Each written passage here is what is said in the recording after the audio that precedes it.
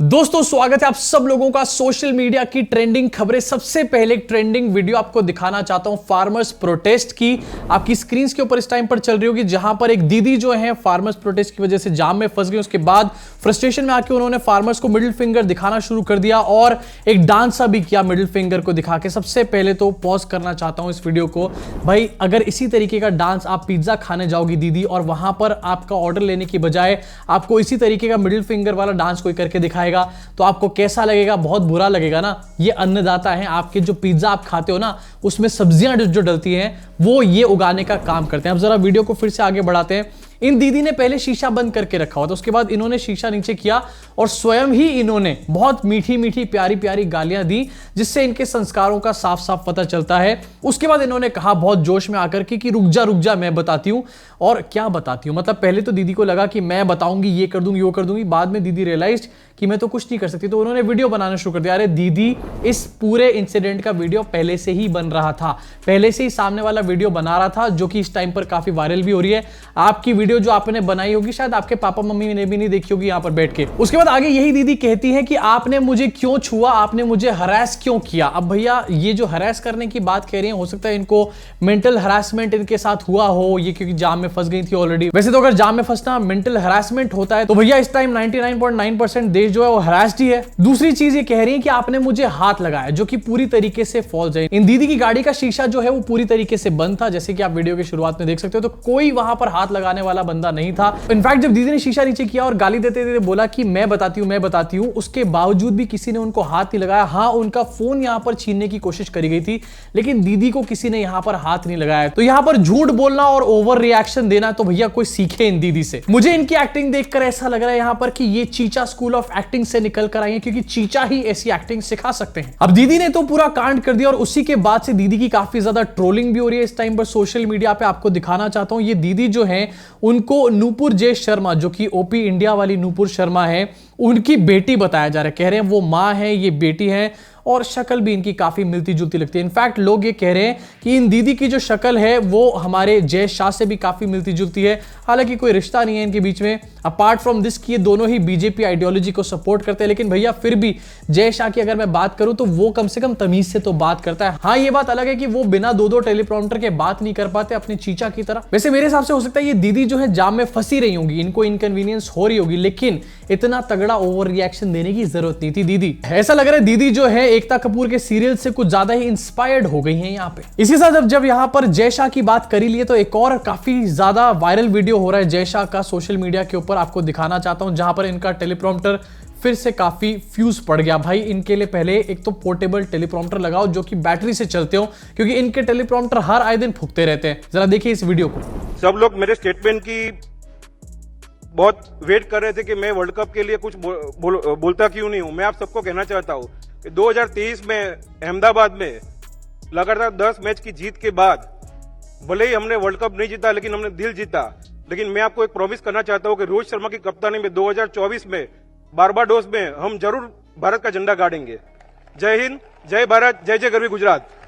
सब लोग इनके स्टेटमेंट की वेट कर रहे थे। लोग कह रहे थे कि आप कुछ बोलते क्यों नहीं हो वर्ल्ड कप के बारे में। अच्छा हुआ आप वर्ल्ड कप के बारे में कुछ नहीं बोल रहे थे, बहुत अच्छी बात थी, क्योंकि जब आपने बोलना शुरू किया तो आपसे बोला नहीं जा रहा है। और भैया 2023 के बाद अब 2024 पे भी पनौती लगानी है। मत बात करो तुम लोग वर्ल्ड कप के बारे में, मत बात करो। अब लोग इसको लेकर सोशल मीडिया पे कह रहे हैं कि भैया ये देखो कितना अनडिजर्विंग बंदा जो है बीसीसीआई का इस टाइम बॉस बनकर के बैठा हुआ है। इनफैक्ट मैं आपको दिखाना चाहता हूं, लोग ये कह रहे हैं कि एक रिक्शे वाले की वीडियो थोड़े दिन से काफी वायरल हो रही है सोशल मीडिया के ऊपर, जहां पर एक रिक्शे वाला चांदनी चौक में इंग्लिश बोलता हुआ नजर आ रहा है।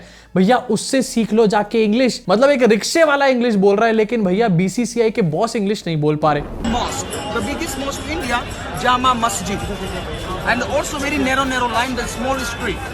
So anywhere, take photograph, stop, any buy something, any stop, no problem. So now first go to the starting is spice market, and the spice market, all of the Asia #1, the spices and very colorful street. Stop by walking, looking, take photograph. Then again my helicopter, I show me small street also. Understand? Yeah. Let's go. Yeah. Nice, भैया. Thank you, bhai. Where are you from? UK. UK. Chicken tikka masala. Chicken tikka masala. Nice. Bye. Nice to talk to you. बताओ, एक English बोलने वाला एक well educated person बेचारा rickshaw चलाने का काम कर रहा है, और एक ऐसा बंदा जिसको बिना टेलीप्रॉम्प्टर के इंग्लिश नहीं बोली जा रही, और ये कह रहा है कि लोग मुझसे कह रहे थे कि आप कुछ बोल क्यों नहीं रहे हो, वो बंदा बीसीसीआई का बॉस बना बैठा है। मोदी जी सही कहते हैं यार, नेपोटिज्म जो है बहुत खराब चीज है। इसी साथ आगे बढ़ा चाहता हूं, एक और ट्रेंडिंग खबर आपको दिखाना चाहता हूं। आपको ज्यादा देखने को मिलेगी नहीं है, लेकिन एलवीश यादव के ऊपर ये जो थोड़े दिन पहले कंट्रोवर्सी हुई थी, जहां पर स्नेक वेनम की बात आई थी और लोग इसको कह रहे थे कि ये एलविश है।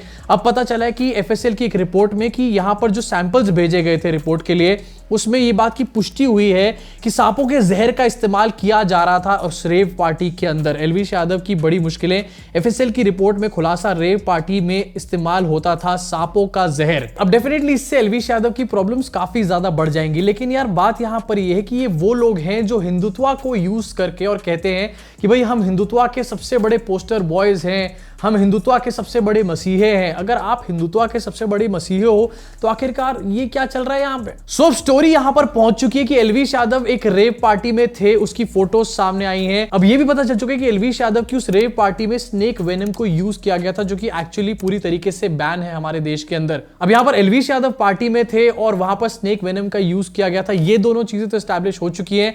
अब इसके आगे की जो जांच है वो नोएडा पुलिस इस टाइम पर कर रही है। लेकिन यार देखने वाली बात यहां पर यह है कि ये एलवीश यादव तो योगी जी का क्लोज था ना, तो आखिरकार यूपी पुलिस इसके ऊपर जांच क्यों कर रही है? दाल में कुछ तो काला है भाई, कुछ तो यहां पर गड़बड़ चल रही है। इसी साथ आगे बढ़ना चाहूंगा और आपको बताना चाहूंगा कि हमारे देश के जो मिनिस्टर्स हैं उनके पास एक नया जॉब आ चुका है। क्या करने का? आप सोचोगे कि मंदिर प्रमोट करने का या फिर हिंदुत्व को प्रमोट करने का? नहीं, मूवीज प्रमोट करने का जॉब। जी हां, जो लोग अभी 1-2 साल पहले तक बॉयकॉट बॉलीवुड, उर्दू वुड कह रहे थे बॉलीवुड को, ये कह रहे थे कि बॉलीवुड जो है चर्चियों का गैंग है पूरी तरीके से और इसको बॉयकॉट करके रख दो, वो अब बॉलीवुड की मूवीज को प्रमोट कर रहे हैं। आपकी स्क्रीन पे आपको दिखाना चाहता हूं, किरण रिजिजू ने एक रील बना करके डाला। भैया इनके बॉस जो है वो यूट्यूबर हैं, ये यहां पर रीलर बन चुके हैं। रिसेंटली एक मूवी आई जिसका नाम है तेरी बातों में ऐसा उलझा जिया, जो कि शाहिद कपूर की एक मूवी है, उसको ये प्रमोट कर रहे हैं। Hearing great reviews about Shahid Kapoor, Kriti Sanon starrer, Teri Baaton Mein Aisa Uljha Jiya, fabulous songs, chemistry of Shahid Kapoor and Kriti Sanon look stunning. ये किरण रिजिजू जो हैं ये अर्थ साइंसेज मिनिस्टर हैं हमारे देश के। मतलब अर्थ साइंसेज मिनिस्टर जो हैं वो मूवीज के बारे में बात कर रहे हैं। कितने ज्यादा मल्टी टैलेंटेड है, देख रहे हो आप लोग, just like his boss Modi ji. इसी साथ आगे बढ़ना चाहता हूं और अब बात करना चाहता हूं 2024 के कैंपेन के बारे में। 2024 के चुनाव बहुत सामने खड़े हैं अब तो,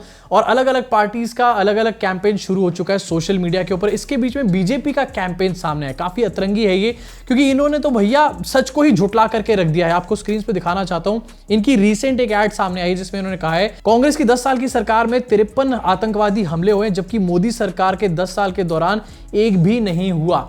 मतलब भाई इन लोगों के हिसाब से पुलवामा जो था, जिसमें मोदी जी ने पिछले इलेक्शन में वोट लिए थे, बकायदा स्टेज पे खड़े होकर वोट मांगे थे, वो कोई आतंकवादी हमला नहीं था, मुबारक हो। इसके अलावा उरी में जो हुआ था अटैक, वो भी कोई आतंकवादी हमला नहीं था। उरी और पुलवामा जिनके ऊपर बकायदा इस टाइम पर मूवीज बन चुकी है, मूवीज भी काफी ज्यादा हिट हो चुकी है, और इनके अपने लोगों ने भी इसके ऊपर काफी नैरेटिव सेट करने का काम किया है। उन चीजों को भी इन्होंने साइडलाइन कर दिया, झुटला करके रख दिया कि भैया कोई आतंकवादी हमला नहीं हुआ था। यहां पर एड में ये दिखाया जा रहा है। मेरे ख्याल से यहां पर चीचा स्कूल ऑफ एक्टिंग के बाद एक चीचा स्कूल ऑफ झूठोलॉजी भी खुल जाना चाहिए ऐसे झूठों के बाद। इसी साथ आगे बढ़ना चाहता हूं और अब बात करना चाहता हूं कल की एक काफी ट्रेंडिंग खबर के बारे में। कांग्रेस के सारे खातों को एकदम से फ्रीज कर दिया गया था, और ये बात कांग्रेस ने निकल करके क्लेम करी थी। उसके बाद ये पता चला कि इन खातों का जो फ्रीज लगाया गया इनके ऊपर, वो थोड़े टाइम के लिए हटा दिया गया, लेकिन पेनल्टी इनके ऊपर लगाई गई थी 100 करोड़ से भी ऊपर की, और ये कहा गया कि इन्होंने एक आईटीआर जो है उसको लेट फाइल किया था, इस वजह से पेनल्टी लगाई गई है इनकम टैक्स के द्वारा। अब यहां पर कांग्रेस का जो रिएक्शन था उसकी एक वीडियो आपको सुनाना चाहता हूं, अजय माकन की। इस वीडियो को सुनो, उसके बाद मैं बताऊंगा कि अगर सेम चीज मोदी जी के साथ हुई होती तो वो क्या करते। Right now we don't have any money. We don't know how to because we don't have any money to spend. We don't have money to pay the electricity bills. We don't have money to pay salaries to our employees. Everything is impacted, no? Not only Nyaya, everything will be impacted. All political activities of the Congress party will be impacted. Now online donation, people are giving money to us and we are spending. So now this message will go when we are giving money and it is not coming to the party. Should we give the money or not? Ajay Maken की इसी video को लेकर के BJP के लोग काफी खुश हो रहे थे कि देखो देखो पैसे ही नहीं बचे, पैसे नहीं बचे। अब अगर इमेजिन करो अगर सेम चीज मोदी जी के साथ हुई होती, मोदी जी विपक्ष में होते और कोई और पार्टी उनके बैंक अकाउंट को फ्रीज कर देती। पहली बात तो ऐसा आज तक किसी ने नहीं किया, लेकिन अगर ऐसा कर देता कोई मोदी जी के साथ, तो Modi ji is so low in confidence कि वो अपने बेडरूम से क्या अपने बिस्तर से बाहर नहीं निकलते मोदी जी जब तक उनके अकाउंट को अनब्लॉक नहीं किया जाता। क्योंकि यार Modi ji minus his finances, उनकी फंडिंग, उनके जो बड़े बड़े विज्ञापन होते हैं, कुछ भी नहीं है मोदी जी उसके बिना। हमारे मोदी जी का सेल्फ कॉन्फिडेंस इतना ज्यादा हाई है, अभी आपको दिखाना चाहता हूं एक वीडियो में। कल इन्होंने एक कार्यक्रम किया जहां पर इनको उद्घाटन करना था गुरुग्राम की मेट्रो का और कुछ और प्रोजेक्ट्स का। वहां पर इन्होंने भाषण के अंदर 2-2.5 मिनट में अपना ही नाम कम से कम 50 बार ले डाला। मैं आपको सुनाना चाहता हूं, ये 2.5 मिनट का इनका स्पीच है और मैं आपको दिखाता हूं कि कितनी बार इन्होंने अपना नाम लिया यहाँ पे। मोदी मोदी मोदी मोदी मोदी जब मोदी मोदी मोदी मोदी और मोदी मोदी। कोई भी इंसान अपना नाम इतनी ज्यादा बार तभी लेता है या तो उसका सेल्फ कॉन्फिडेंस बहुत ज्यादा गिरा हुआ हो या फिर वो एक नार्सिसिस्ट हो। अब मोदी जी का सेल्फ कॉन्फिडेंस लो है या नार्सिसिस्ट है, ये आप खुद ही डिसाइड करके मुझे बता दो। मेरे हिसाब से सेल्फ कॉन्फिडेंस काफी ज्यादा गिरा हुआ है। नैरेटिव तो सेट किया जाता है 56 इंच, देखो देखो शेर आया, लेकिन सेल्फ कॉन्फिडेंस गिरे होने का एक और आपको प्रमाण दिखाना चाहता हूं। रिसेंटली मोदी जी कतर गए थे। कतर में जब वो पहुंचे तो वहां पर कतर के जो एमिर होते हैं उन्होंने उनका स्वागत नहीं करा। जैसे कि दिखाया जाता है मोदी जी जहां भी जाते हैं, हेड ऑफ स्टेट आते हैं उनका स्वागत करने के लिए, तो कतर के हेड ऑफ स्टेट नहीं आए उनका स्वागत करने के लिए और यहां पर मोदी जी का कॉन्फिडेंस गिर गया। आपकी स्क्रीन पर ये वीडियो चल रहा होगा। अब मैं आपको दिखाना चाहता हूं पहुंचने के बाद जब उनको पता चला कि भैया यहां पर तो कोई ग्रैंड वेलकम नहीं मिला है, तो मोदी जी की बॉडी लैंग्वेज एक बार अपनी स्क्रीन के ऊपर देखो कि आखिरकार वहां के जो फॉरेन मिनिस्टर मोदी जी को लेने आए हुए थे उनके साथ मोदी जी कैसे बैठे हुए हैं। इस फोटो की बॉडी लैंग्वेज से कॉन्फिडेंस का पता लगाना कोई बहुत ज्यादा मुश्किल नहीं है, साफ पता चल रही है पूरी कहानी। इनफैक्ट इसी के अलावा आपको बताना चाहता हूं कि मोदी जी कतर से जब वापस आए कल, तो उनको जेपी नड्डा भी लेने नहीं पहुंचे। मतलब वहां पर गए तो एमिर नहीं पहुंचे कतर के लेने के लिए और यहां पर आए तो जेपी नड्डा जो हर बार लेने के लिए आते हैं, जिनका काम ही सिर्फ यही है कि इलेक्शन की हार में या तो उनकी फोटो लगाई जाती है या फिर मोदी जी को रिसीव करने पहुंचते हैं, वो भी मोदी जी को रिसीव करने नहीं पहुंचे आधी रात को, क्योंकि मोदी जी आए थे और जेपी नड्डा की शायद नींद नहीं खुली। मतलब विश्व गुरु और विश्व डंका वाले भाई साहब जो हैं